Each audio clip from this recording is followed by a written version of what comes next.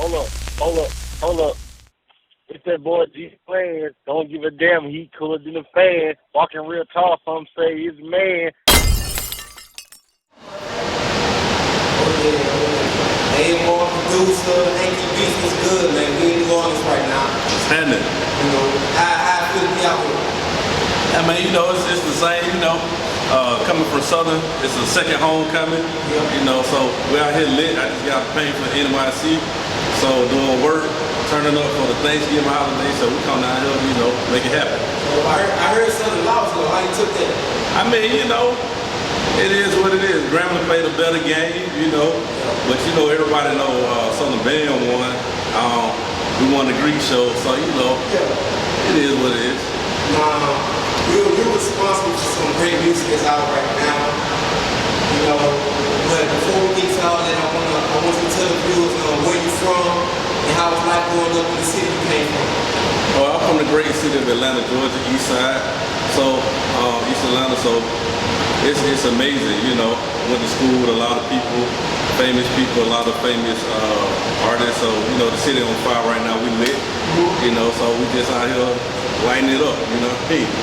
So, how long have you been producing, and when did you start taking it seriously? I mean, I actually started producing at Southern in the dorm. You know, we was making beats for the homeboys, freestyling and stuff, just vibing out. And one day somebody decided to buy something, and it worked out. And they just been buying ever since, you know, making hits. So I ain't gonna stop it. So like, what year? I want to say unofficially 2004, 2005. For real, 2006 professionally. Yeah. So, what song that you gained notoriety? That song that took you up? I mean, it was levels to it. You know, I had one song called "Never Slipping" by the Cadillac Boys. There's a local song in Georgia out of Macon and whatnot. Then you had, I was working a lot with Yin Yang Twins. There was a bunch of, it really wasn't just one. It was a series of collective works, as they say, and it started the momentum. You know what I mean? Now, are there any producers or different genres of music that inspire you or influence your sound? The only thing that really influenced my sound is like women, party, you know, just the party. It's just the vibe, you know what I'm saying? It's not a specific thing I'm looking for. It's not I'm trying to do this or trying to do that. It's just a real feeling. So I've been inspired since I've been out here in New Orleans. I'm gonna go back home and just go crazy. I actually made some stuff in my room today on my phone that was crazy. So it's, you know, you never know when it'll hit you. So, I mean, you producer, so I'm pretty sure you've been probably all over the US by now. Right. Your favorite city? Musically, as far as the vibe, how it feels when it comes to the radio art. Man, it's I mean, honestly, I can't even put one city. Each city give a different vibe, a different thing. Of course, Atlanta, you know, the vibe there is crazy. You know, we got every year it's a new superstar coming out, something new, something fresh. Like right now, we got 21 Savage, we got Yachty, we got, you name it, like Lil Uzi. I mean, the list goes on. But down here in New Orleans, you got like your you know, your bounce rappers. I got something coming out with Keita Black real soon. It's called Rock the Boat. Shout out to Keita Black. Just, man, you know, depending on where you at, I got a whole different vibe up in New York, so you never know. I want to say this, collectively, as far as the music scene in Atlanta, everybody is gravitating towards the sound all over the place. What are your thoughts on that? It's more of they kind of, I guess they see it working. You know, like I said, every year is somebody new. The year before last, it was Rich Homie Quan. You had Rich Homie Quan, Young Thug. Before that, you had Travis Porter. You had Waka Flocka. So now you got this whole new group of Migos. You got, I mean, so I guess the rest of the country and the rest of the world see the vibe of what's working. So I don't fault them. You know, you kind of got to do what's working. You know, if everybody want hamburgers, you can't sell them pork chops. You know what I mean? So you gonna make no money. Now, for the viewers who watching, so we want to see this. Give a rundown. Local artists, mainstream artists. Who are some of the artists that you Started from day one. Young Jeezy,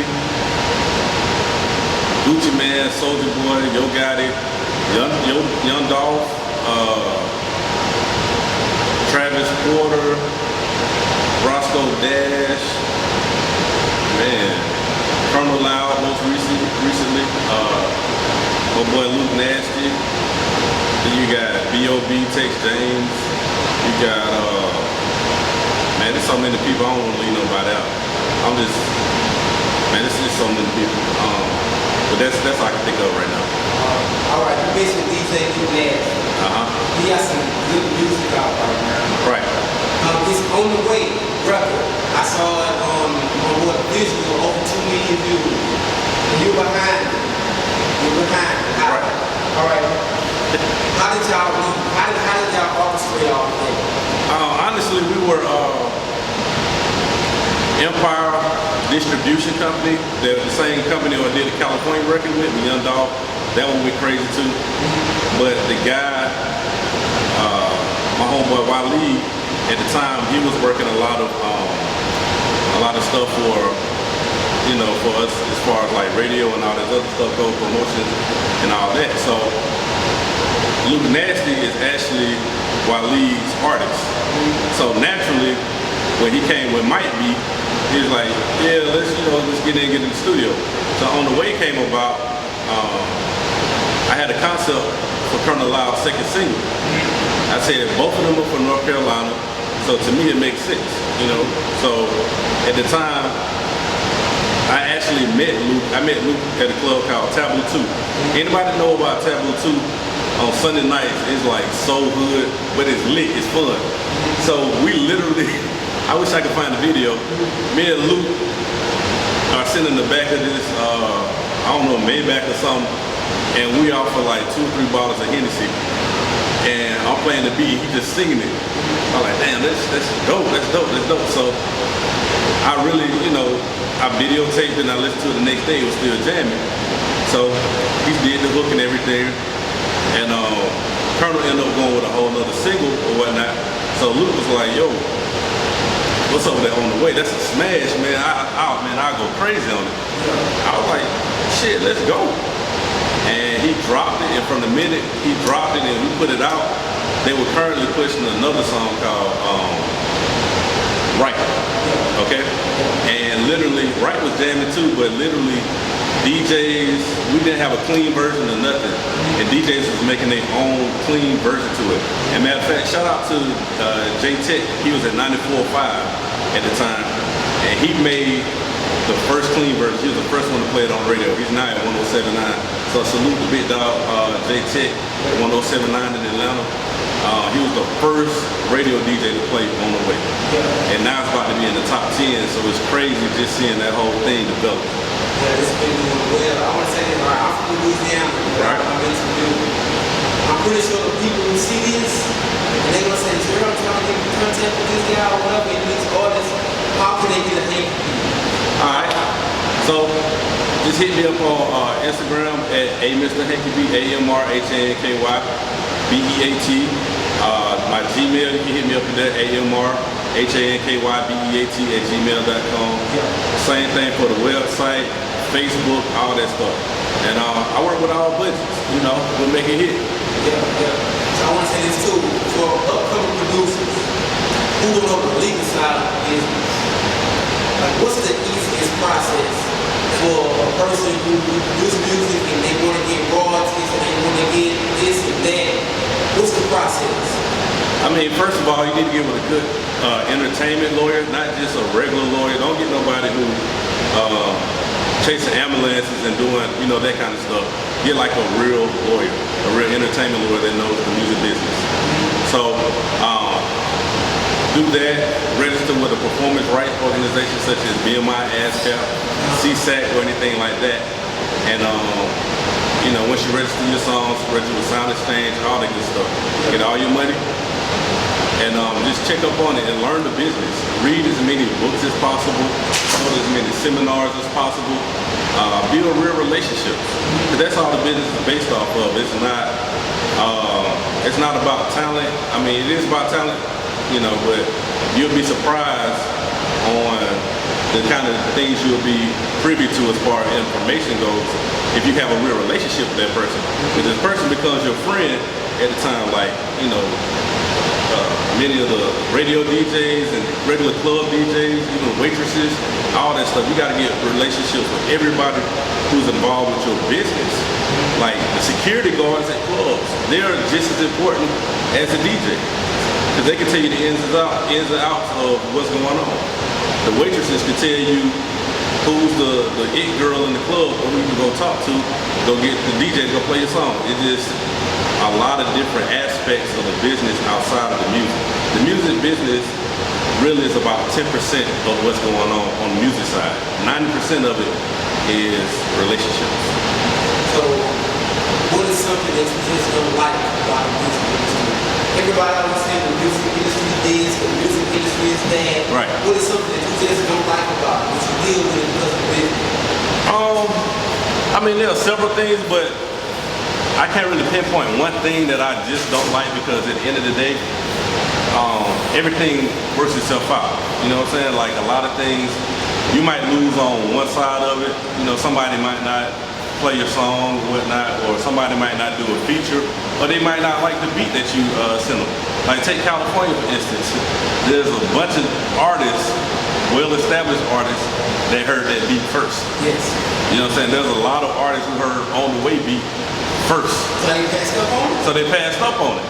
So now it's the type of thing to where I don't necessarily have to sell myself for the process anymore, because they know what I can do. So it's like, it kind of balances itself out. So next time I send something, they jump on it. You know, so it's a lot of give and take in the business. I want to say this. Upcoming projects, upcoming artists. You want to spill the beans, if you want to keep it in the can, it's all good. But who are the upcoming artists or upcoming projects that you're working on coming up? I mean, I'm working with everybody. I got a lot of stuff on the schedule on the table from everybody, from Hurricane Chris to YF and Lucha. Shout out to TIG, everybody over there. You know what I'm saying?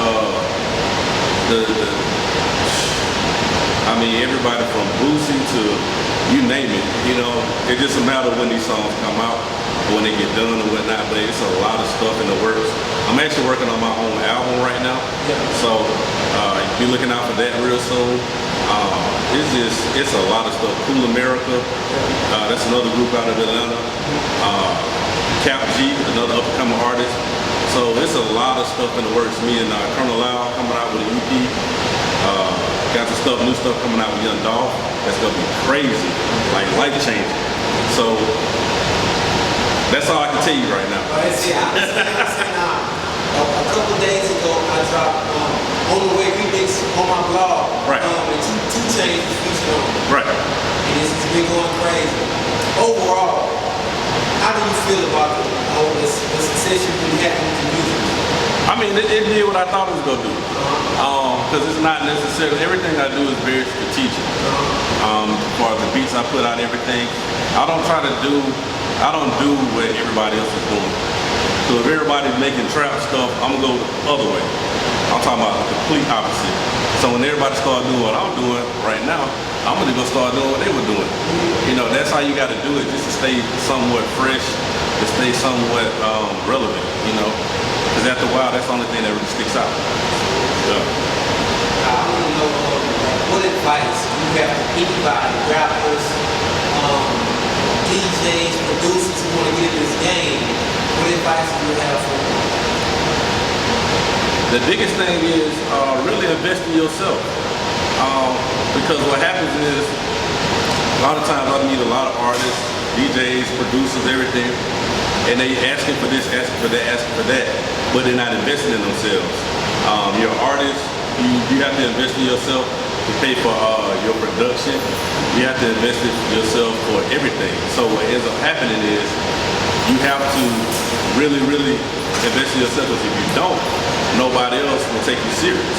So once they see you investing in yourself, then you'll be surprised what happens. You know what I'm saying? So just really take the time to invest in yourself. You're an artist, go to a real producer like myself, make that investment, and you will see things open up for you. Nobody takes you serious rapping out the beats off of YouTube for free, or you know, you don't have the right wardrobe, or you don't have the proper representation. Like, everything is important, and that's what it takes. All right, now, last thing, speaking of importance, I'm from a small city, Athens. A lot of people don't know where it's at. And it's crazy how I know what Athens is at, though. Yeah, and a lot of people where I'm from, they don't understand how important it is to network, represent yourself correctly, read and learn your craft. Speak on that. Man, networking is everything, because like, people don't understand. People say it's not personal, it's business. But people don't understand is business is personal. People only do business with people that they personally like. If they really want to see you win, then they'll do business with you. So it's important, not necessarily, you don't have to like everybody. People confuse networking with friendship, and that's not what it is. Networking is literally, you know, working with this person, trying to find out, you know, what his strengths are, how you can help this person out, his weaknesses, all that good stuff, so y'all can make something come together. You don't have to like everybody you do business with. I don't like all the artists I work with, you know, and that's not what it's about. It's not necessarily a personal thing. And it's a business, and that's all it is to it, you know. In the networking side, if you don't have a network, you're dead. Like, that's it. You know, it's different. It's like, if you don't know the proper people, you're spending a bunch of money going in circles to when you could have just made a call to her, and she could have made a call to who you're looking for. Because you gotta understand, today with social media, like, everybody, they said it's 6 degrees of separation. It's really 1 degree now, because somebody knows somebody who knows somebody who knows somebody, and you don't even have to get out your house to touch the world anymore. So if you're not winning, if you don't have a decent network set up right now, nobody's gonna take you serious, because it's really that simple to do it now. It's not, you don't have to get out here with flyers and all this other stuff. You just gotta talk to people, and that's 1,000%, like, that's everything. You know, if you come to me and you already got a network set up, I might give you a break on the beat. It might not be a huge break, but I might knock something off of it because I see your worth. I see your network is huge, so I'll be like, yo, the relationship is way more better because this dude about to blow. So I can show him, I can work with him on his budget because he gonna blow. And that's it. I want to say this, 2017, 1 month away. Plans, 2017. Man, I'm finna turn up like I've been doing 2016, but I'm gonna do it even bigger. I'm gonna party more, I'm gonna turn up more, I'm gonna be standing on couches, popping champagne. If you see your baby mama in my store or your girlfriend in my store, that ain't my fault. You should be doing something better, you feel me? But that's just how it's doing. You know what I'm saying? But we're gonna have fun, we're gonna turn up, and it's gonna be a change of plan, you feel me? Always.